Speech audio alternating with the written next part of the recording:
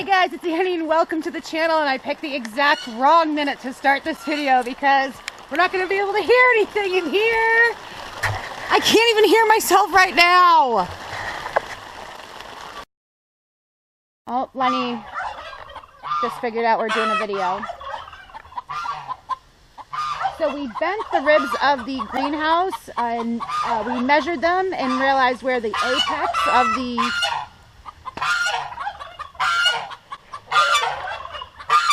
Lenny!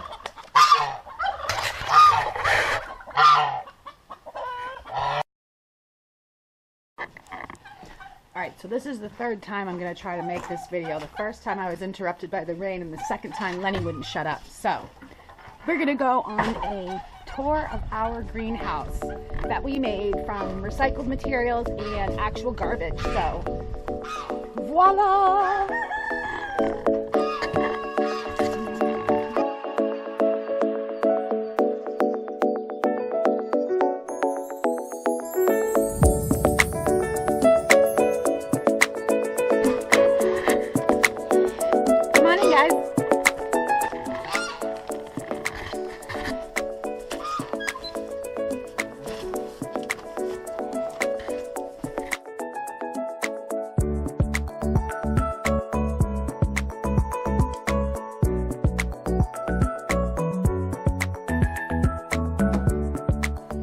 For us, the challenge was we needed to make a greenhouse without spending nearly any money at all. So we had to be creative. What we decided to do was scavenge around the farm for any kind of building materials that we thought we could make something out of. And what we ended up with was this structure here. Now, it's not an incredibly permanent structure, although it looks permanent. We dug, I'm trying to look for, see if I can see one, but I don't think we can because they're covered with dirt now. What we did was we sliced some PVC pipe and we stuck them in the ground.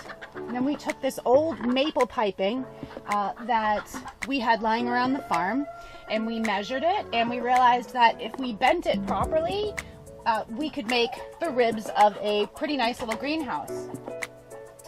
We used some trees as a jig and bent this by hand, and we stuck them down into the PVC pipe slots. And voila, greenhouse city here. I mean, it's really nice and long. It's great. Got like great circulation with the wind and everything. It's pretty sunny during the day. It's nearly perfect. For the shelving, we used old pallets and old pieces of wood that we scavenged from different places. Pallets seem to be everywhere these days, and you can find some really nice ones that are hardwood that haven't been treated with anything, and they'll last forever too. So we used those for the structure of the shelves that we built, and then we also got some flower boxes and different containers and things like that for this top area. We got those from the dump. And the last thing, our table, our neighbor gave this to us. It's a great workspace, a great table. We scavenged that from the dump. This table was already here, so really we didn't have to go too far to find our building materials. The one thing that we did spend money on was the plastic for the greenhouse. The first year we used some painter's plastic that you can throw down to protect your floor or whatever from paint. And actually you can see how that turned out because some of it is still here and it's brittle and it just kind of like flakes apart. That happened after one season, one winter and one spring, and it was pretty much useless after that. So we went ahead and we spent the money on this actual greenhouse plastic, which cost around $100 and is guaranteed to last for 4 years through winter and summer, which is awesome. And I think we are in our 3rd year of using this plastic, and it's holding up wonderfully. Our winters have been really harsh and full of snow lately, so you can tell. I mean, it's just doing great.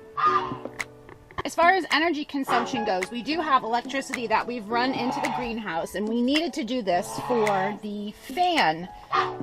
Once the sun hits the greenhouse, the temperature rises incredibly. In fact, I don't know that we've ever measured it properly because our thermometers only go up to 120 degrees, and usually they're topped out by then when it's really hot. So first thing in the morning, we come and turn on the fan and open up the door and put the screen on so the chickens don't get in here, and get some air going through it. Usually brings it down to about 85 to 89 degrees, depending on how hot of a day it is.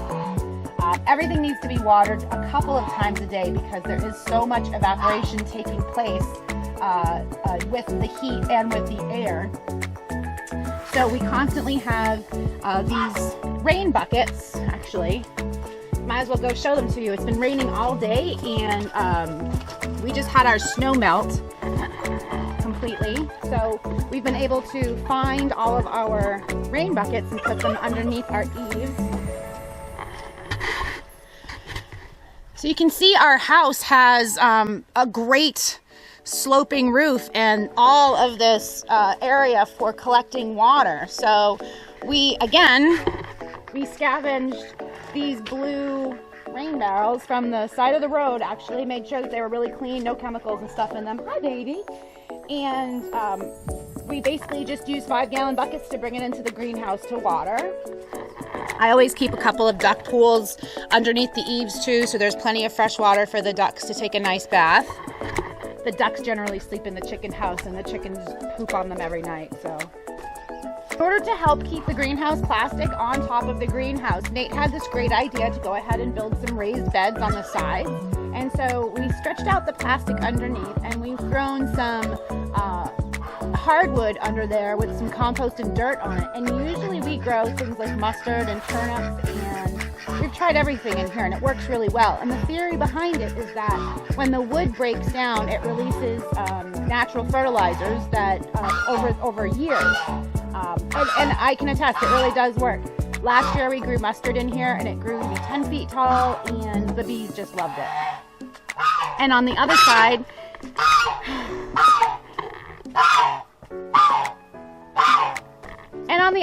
Nate has some rhubarb that he has scavenged from different places in our yard and out in the pasture.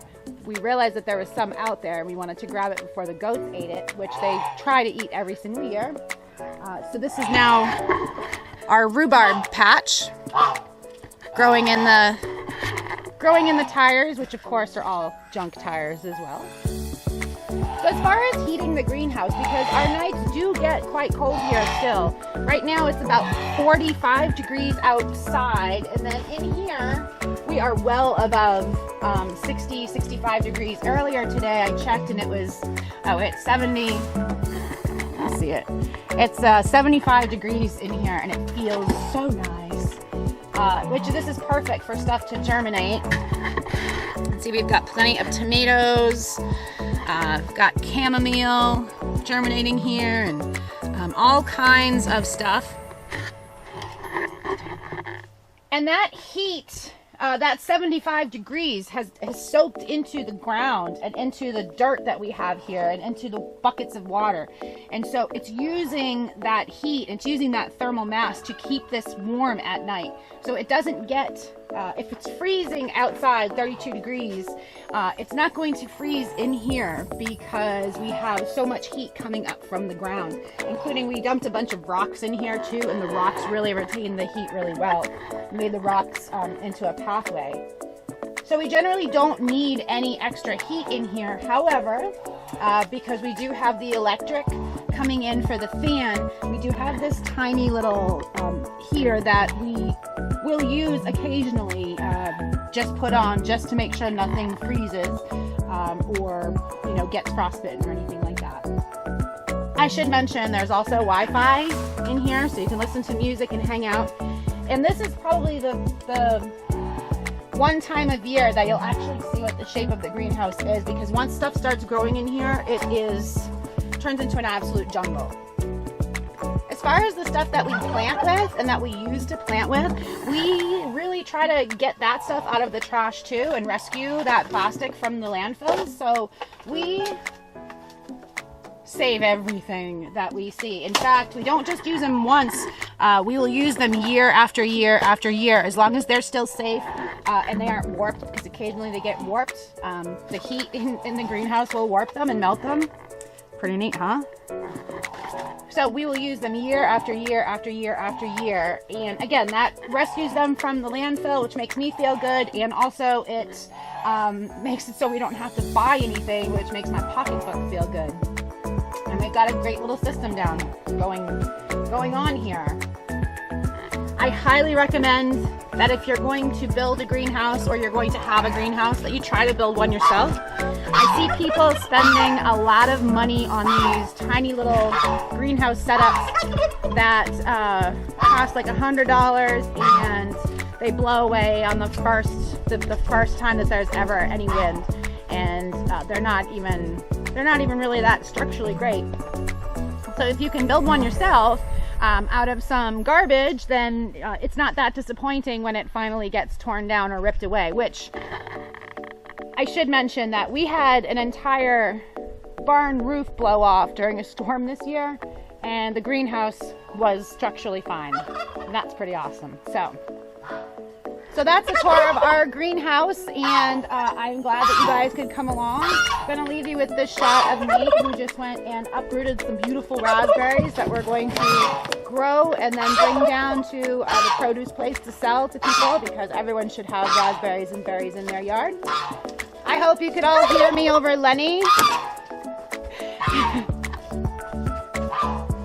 probably going to put a video up about Lenny tonight too. He's been really inappropriate with some turkeys lately, and that seems to be popular stuff on YouTube.